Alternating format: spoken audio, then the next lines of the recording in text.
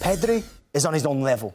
He plays a different game from everybody else in midfield. The way he sees movement, the way he expects, it's almost as if he knows where the player's off the ball, where Raphinha's going to make that run. Let's have a look at some of the key players in this side who helped surge them towards the title. And it really is their attack that got it done. Obviously, they made some defensive mistakes this season, but really it's the attackers that this title challenge and all of the best performances this season were built on. The numbers that they put up this season were absolutely unbelievable. I know we can see some of the stats here, but who do you think is the driving force behind this attack? Is it Lewandowski, because he's obviously the man who leads the line, or is it some of these supporting cast players, the likes of Olmo, Raphinha, and Lamine Yamal? I think in the offensive side of the game, Raphinha's done an incredible job of being that leader alongside Lewandowski, obviously with a bit more experience. Danny Olmo has had his problems with registration. Obviously getting into the 11 was always going to be difficult for him, but he's in there and well and truly competing this season, as you can see by his numbers. And then you've got the youngster Lamine Yamal, who's putting up fantastic numbers, where at one point early on this season I was criticising he wasn't scoring enough goals, he wasn't having enough assists in the games. Then all of a sudden that comes together and you get this group of players who are really weapons. Obviously, I broke down some of the goals that they've scored this season. 169 goals across all competitions. They're averaging 2.9 goals per game. Let me break it down because I've updated my statistics, Adam Hunt. That is exactly 1,000 shots they have taken in 58 games across all competitions. And yeah, you've got the weapons right there. You can see the players that they have. The dynamism, obviously, of a Danny Olmo. His experience and obviously his culture, the way he plays, it's very, very Barcelona, right? Obviously, he's a very important figure to what he has done previously in Barcelona before he left and then made his name elsewhere and now coming back. It has been interesting to see how Lewandowski's handled it this season because the Golden Boot, Pichichi race has been on for him with that battle against Mbappe this season. Budimir's not too far behind as well. But I think Lewandowski stuck on 99 goals now will annoy him a little bit. He'll be wanting to get to that goal 100 and complete the century. I think Raphinha, in my personal opinion, and many people may disagree with me and go with Lamine Yamal because he's a youngster who's thriving right now. But Raphinha, to me, has been excellent. He's been a class above what I thought he could potentially reach. Scoring goals, yes, of course, we understand he's a goal scorer this season. The assists and also the team player that he has been and the leader that he's actually pushed this group forward. And including the youngster Lamine Yamal, who's looking on the other wing and seeing a Raphinha every single time, never giving up on plays, always going 1v1, always trying to get past, always making the right run. Obviously, has had a number of opportunities to multiply his goals.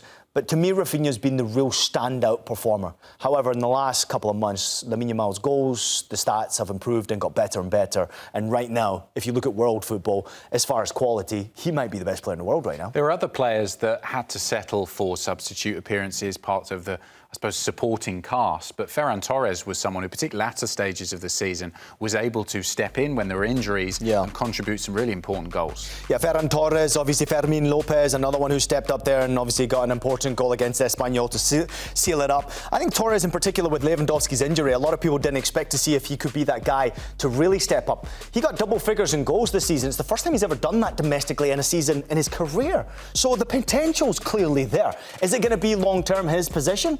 I don't know, because Lewandowski scored 25 goals and he clearly is a clinical finisher where there's room for improvement from a Ferran Torres who can obviously get better. But across all competitions, to get 19 goals, you put yourself in contention to be that guy. I don't think Lewandowski needs to play as many games now, because you do have a Ferran Torres who, one, works hard, who, one, can create, he can provide an assist, but also clearly can score goals as well. So I think you'll see Ferran Torres get his opportunity next season to play more minutes than obviously Lewandowski did this season. I think Lewandowski needs to just pull it back a little bit so you protect him when it comes to the business end of the season. Because you cannot say to me that Lewandowski was not missed in that Champions League semi-final. He clearly was. Oh, he was, particularly in that first leg. We saw so many times the ball lofted in from Yamal and some of the other You players. called that out. How many times did you say that? That ball into that area was waiting for someone to finish. How many times? It was almost like they'd forgotten he wasn't playing and they were doing the same kind of ball into the box and he just wasn't there. They didn't have the same kind of attacking threat. Do you think Hansi Flick will at all try and refine the way that this team plays? We've seen this season it works well for them. This crazy gung-ho attacking style of football, you score 3, we'll score 4 kind of thing. Is he going to modify that to be a little bit more defensively solid, a bit more pragmatic next season, or is he just sticking to this? I went and dived into the stats just a little bit more because I want to just say some numbers that are absolutely crazy and stand out to me. If you look at what they did do, they scored at least 4 goals in 23 games this season across all competitions. That to me is entertainment at its best. Why do we watch this beautiful game? We watch it to see the goals being scored. We watch it to see the entertainment factor of it. They scored at least 5 goals in 11 games this season across all competitions. In fact, they scored 7 goals on 2 separate occasions. So, therefore, the goal scoring, I don't think will ever change. Offensively, I don't want to see it tweaked. I want to see it be exactly the same, if not better. There's room for improvement from Lamine Yamal. Didn't start the season off great. Obviously, his stats improved towards the end of the season. Lewandowski got injured. Can he do better? Ferran Torres got his opportunity. Can he step up more? Raphinha, even though he was excellent and consistent, can he do more? Yes, I think he can. Obviously, in midfield, I think they can contribute a little bit more. But you've got a quality player like Dani Olmo, who's obviously passing in behind. His passes into the final third just overtook Pedri for his passes into the final third across Europe's top 5 leagues. Way they play football offensively is very difficult to stop. So, offensively, I'm not changing too much, Adam. Defensively, that's the big question. Yeah, very much so. I mean, Pedri, and Gavi's one who can't even get... Pedri, what a season for him. Gavi can't even get into the team, right? Because you've got Pedri back, who's fit and healthy and just completed his 200th match for Barcelona. De Jong's been outstanding for them, bringing some sort of experience along that midfield line, which is absolutely needed. And he's been one player who really, I think, can still do a little bit more as far as goals and contributions. Only a couple of goals in the Liga, only a couple of assists from him. Can there be more from him? I think Pedri is a class above everybody else. If you're looking for standout performances, Lewandowski gets credit for his goals, obviously. I think Raphinha grabs a lot of credit before goals and assists, the contributions that he's put out there. And then Pedri's probably been the third player behind them, and only followed by Lamine Yamal. But this season in particular, Pedri, from his position, still managed 4 goals, 5 assists in La Liga, still got 2 goals, 1 assist in Copa del Rey, still got a couple of assists in Champions League, and he's someone who sits. He doesn't necessarily have to push himself forward. His passing ability is exquisite. I actually put him in a category of a few players who have played the game at that level. Obviously, Modric is one of them. There's no doubt about it. Toni Kroos is another one. But these are Real Madrid players, so I don't want to put them in the same category. I'm going to go to a Paul Scholes, who can pass the ball and can see a pass that many players just simply couldn't see. Pedri is on his own level. He plays a different game from everybody else in midfield. The way he sees movement, the way he expects, it's almost as if he knows where the player's off the ball, where Raphinha's going to make that run, where Lamine Yamal wants the ball. Does he want it to foot? Does he want it in behind?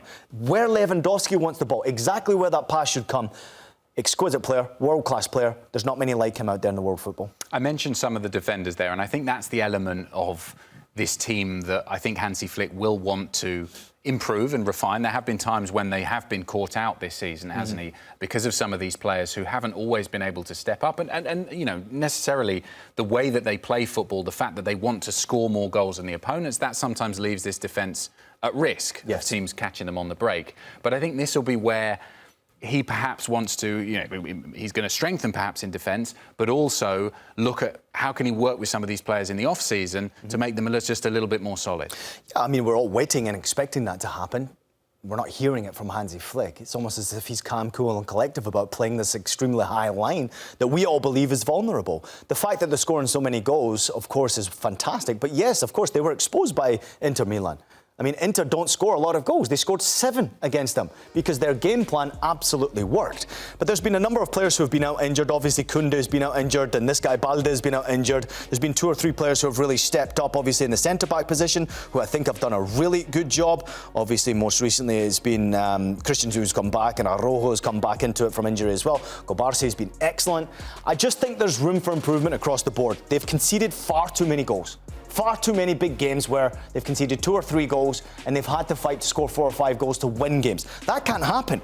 If you look at this statistic, the hat-tricks that have been scored against them, in La Liga, obviously there's been a few hat-tricks scored against them, but I'm going to name 2 or 3 that have actually happened most recently. Benfica's Pavlidis scored a hat-trick against them. Yeah, of course, Borja Iglesias scored a hat-trick against them for Celta Vigo. We saw Mbappe score a hat-trick against them in Real Madrid. Sergio Girassi scored a hat-trick against them.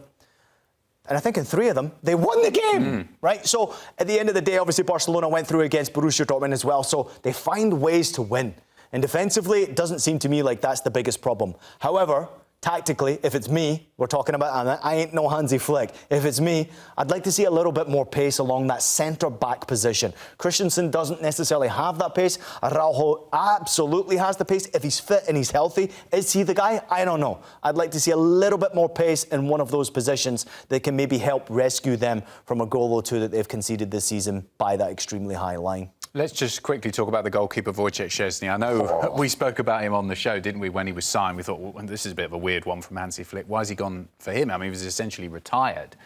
But actually, you can't really criticise... I mean, he did make a couple of mistakes, but largely, it was his experience that helped this team. His experience was excellent because he played sweeper-keeper in a position that he's not so familiar to playing, right? And as you mentioned, he was retired. He was relaxing and enjoying retirement until this call came from Barcelona that they needed a goalkeeper with experience to play this type of style that Hansi Flick requested. Positionally, you need to have experience there. You need to know when to step up, when to sit back, when to be on your line, when to be at the top of your box, and when to be outside your box to be that sweeper-keeper. These statistics are outstanding. 20 clean sheets in this Barcelona side is some achievement across all competitions. Yes, he has conceded goals, 36 goals. Of course, they've won a lot of games and conceded goals in high-scoring games. That will naturally happen. But the fact that he came off the beach and managed to put out a performance like he has done and won a domestic treble is really special for someone like him. He almost won a Champions League trophy as well. He is an absolute superstar. But no superstar is bigger than Hansi Flick. What he did do when he first arrived at Barcelona is he said, we're going to change one important factor that's been a big problem at Barcelona, especially in the previous generation. Discipline. Talking to referees, arguing back to officials, arguing with people who are in and around that penalty box and obviously players who are sitting on the bench, arguing with people around, just trying to get a disagreement going. Discipline was always going to be key. Limiting the yellow cards. I think it's only 50 yellow cards they've got. Only Real Madrid can match that for fewest yellow cards in La Liga this season. Hansi Flick has changed the discipline. The discipline has affected their mentality. The mentality has boosted their performance. He's the ringleader, Hansi Flick. Good luck to everybody trying to stop this guy next season. I just don't think it's possible. Yeah, and what a season it's going to be next season. Can't Hansi wait, Flick potentially against Xabi Alonso. We cannot wait.